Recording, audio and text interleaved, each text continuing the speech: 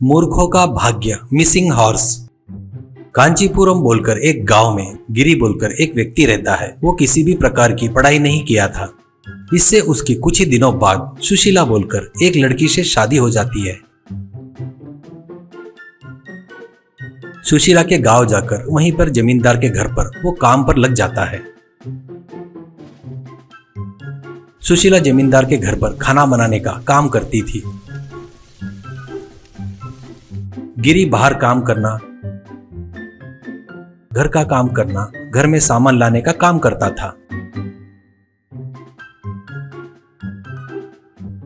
ऐसे कुछ साल बीत जाते हैं। गिरी सुशीला को बच्चे होते हैं और वो गुरुकुल में पढ़ने जाते हैं।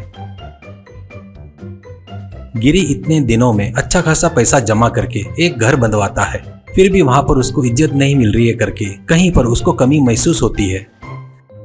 ऐसे ही रहते हुए एक दिन घर में गिरी से पत्नी, क्यों जी सुने क्या, अपने जमींदार की लड़की देविका है ना, उनकी लड़की की शादी पक्की हो गई है और बड़े धूमधाम से कर रहे हैं। कहाँ से खाना बनाने वाले को, काम करने वाले को बुला रहे हैं। ऐसा कहती है तो गिरी, अरे वाह, कितने दिनों में मेरी इच्छा पूरी होने जा रही है। वो जमींदार के घर का खाना, अरे वाह, अब से मैं खाना नहीं खाऊंगा। पेट खाली रखकर हफ्ते भर बाद उस प्रोग्राम पर हमला कर दूंगा। बहुत खुशी हो रही है। ऐसा कहता है सुशीला। इतनी उम्मीद मत रखो आप, उस प्रोग्राम में हमको नहीं बुलाए। घर में सभी काम वालों को 15 दिनों के लिए छुट्टी दी है। कहकर चली गई। इससे गिरीश बहुत मायूस हो जाता है।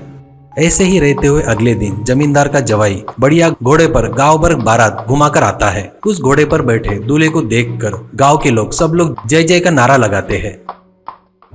गिरी भी लोगों के साथ खड़ा होकर वहां से देखते हुए रहता है।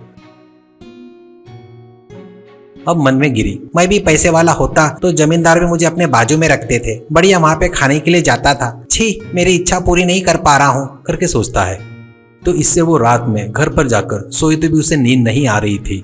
इसके बाद वो एक उपाय के बारे में बहुत सोचता है। आधी रात में उठकर चोरी छुपे जमींदार के घर पर जाकर एक जगह पर बांध कर रखे दूल्हे के घोड़े को लेकर जाकर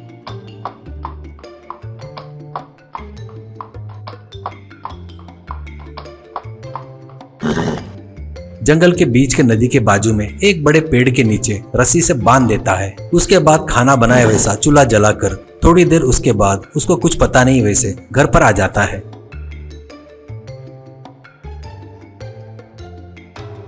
उसके बाद सुबह उठकर दूल्हा बाहर आता है। दूल्हे को उसका घोड़ा नहीं दिखने से वो चिल्लाना शुरू करता है। उससे जमींदार बहुत घबरा कर उसके पास के आदमियों को भट्ट को ढूंढने लगाओ करके बोलता है। ऐसे वो लोग 2 दिन ढूंढे तो भी घोड़ा बिल्कुल नहीं मिलता।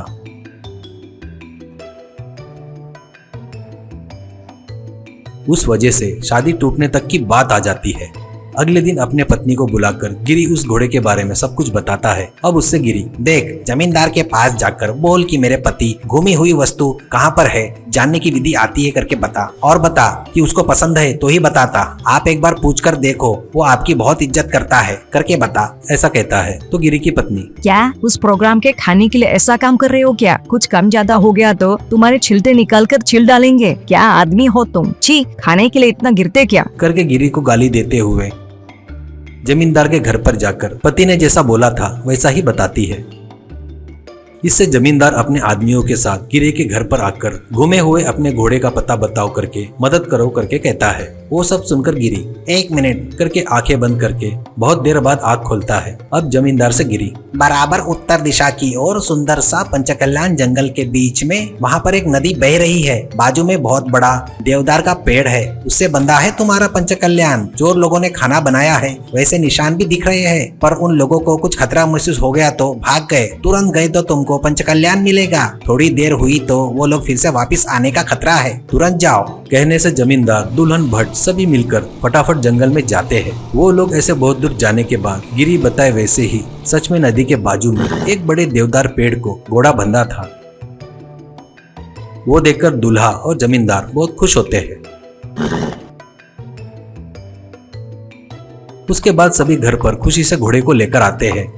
उसके दूसरे दिन बड़े धूमधाम से जमींदार गिरी के लिए एक पालकी लेकर खाने के लिए उसको बुलाता है। वो देखकर गिरी से पत्नी, आज पालकी आई है, कल कुछ और पूछे और तुमने नहीं बताया समझो चाबुक लेकर आएंगे, फिर देखो कैसे फटके पड़ेंगे। ई, मुझे दिख रहा है तुम्हारा भविष्य। ऐसा कहती है। गिरी, देख तू डर मत, मैं बुद्धिमान हूँ, अभी तेरा डर निकाल देता, देख करके जमींदार से गिरी, बाबूजी ये आपकी बच्ची के भविष्य के लिए मैंने अपनी शक्तियों का उपयोग करके पता लगाया, पर आप ऐसे आने से मेरे बारे में सभी को पता चल गया। इससे सभी लोग मुझे परेशान करेंगे और आखिर में मुझे एक बाबा बना देंगे। मैं अपने ध्यान की शक्ति को छोड़कर मामूली इंसान रह जाऊंगा। कृपया करके मुझे छोड़ दो, मैं अपनी पत्नी के साथ दूसरे गांव में चले जाता, कृपया करके हमको परेशान मत करो। कहता है तो जमींदार, बाबूजी आप ऐसा मत बोलो, आज से तुमको कभी भी कोई भी किसी भी परिस्थिति में परेशान नहीं करेंगे। मैं ही नहीं, गांव में कोई भी तुम्हारा तपस्या को भंग नहीं करेगा, तुमको कोई भी सवाल पूछकर परेशान नहीं करेंगे।